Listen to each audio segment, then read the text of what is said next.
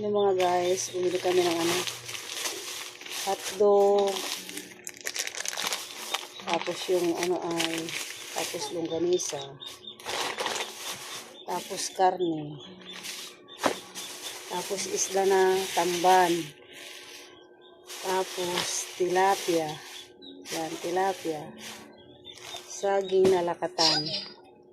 At saka 2 kangkong ihalo namin doon sa sisigang naming baboy.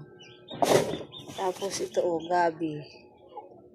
At saka gulay. Yan mga guys, ang aming pinamili kanina.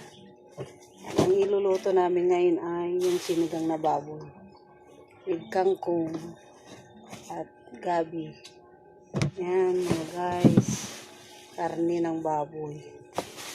Yan. Tapos haluan namin ng sili yung